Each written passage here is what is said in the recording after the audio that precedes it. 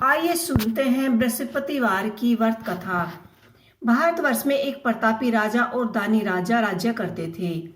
वह नित्य गरीबों और ब्राह्मणों की सहायता करते थे। यह बात उनकी रानी को अच्छी नहीं लगती थी। वह ना ही गरीबों को दान देती थी और ना ही भगवान को पूजन करती थी। और राजा को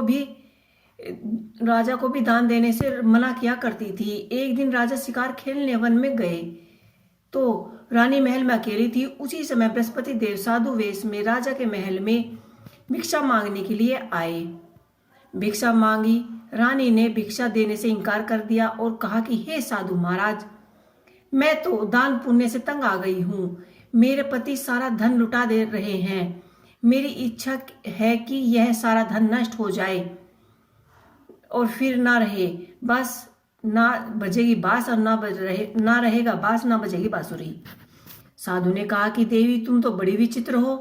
धन संतान तो सभी चाहते हैं, पुत्र और लक्ष्मी तो पापी के घर में भी होनी चाहिए। यदि तुम्हारी पास अधिक धन है तो तुम भूखों को भोजन करा दो, प्यासों के लिए प्याऊ खुलवा दो, मुसाफिरों के लिए धर्मशालाएं खुलवा दो। जो भिक्षा देने से इनकार किया और कहा कि साधु महाराज, मैं तो दान पुण्य से तंग आ गई हूं। साधु ने कहा कि देवी, तुम तो बड़ी विचित्र हो।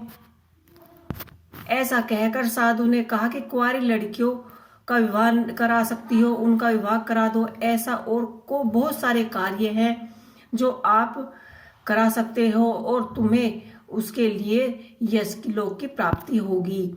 परंतु रानी पर उसके उपदेश का कोई प्रभाव नहीं पड़ा। वह बोली कि महाराज, आप मुझे कुछ ना समझाइए। मैं ऐसा धन नहीं चाहती जो हर जगह बांटती फिरूं। साधु ने उत्तर दिया कि यदि तुम्हारी ऐसी ही इच्छा है तो तथास्तु, तुम ऐसा ही करना कि बृहस्पतिवार को घर लीपना पोतना, मिट्टी से अपना सिर धोना, स्नान करना, भट्टी चढ़ाकर कपड़े धोना। ऐसा करने से तुम्हारा सारा धन नष्ट हो जाएगा। इतना कहकर वे साधु महाराज वहां से लुप्त हो गए। साधु के अनुसार कई हुई बातों को पूरा करते हुए रानी को केवल 3 बृहस्पतिवार ही हुए थे। उसकी समस्त धन संपत्ति नष्ट हो गई। तब एक दिन राजा ने रानी से बोला कि रानी, तुम यहीं रहो, मैं दूसरे देश में जाता हूँ, क्योंकि यहाँ सभी लोग मुझे जानते हैं, इसलिए मैं कोई छोटा बड़ा कार्य भी नहीं कर सकता। ऐसा कहकर राजा परदेश चले गए। वहां जंगल में लकड़ी काट कर लाते और शहर में बेचते। इसी तरह से वह अपना जीवन व्यतीत करने लगे।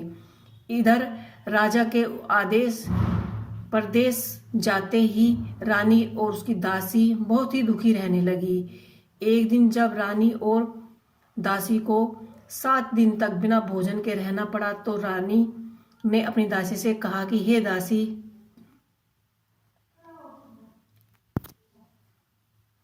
पास ही के नगर में मेरी बहन रहती है, तुम वहां जाओ। तुम उसके पास जाकर कुछ धन ले आओ ताकि थोड़ा गुजर बसर हो सके। दासी रानी की बहन के पास गई। उस दिन गुरुवार था और रानी की बहन उस समय बृहस्पतिवार व्रत की कथा सुन रही थी। दासी ने रानी की बहन को अपनी रानी का संदेश दिया, लेकिन रानी की बड़ी बहन ने कोई उत्तर नहीं दिया। जब दासी को रानी की बहन का कोई उत्तर नहीं मिला तो वह निराश होकर क्रोध में भरी हुई वापस राज्य में रानी के पास लौट आई।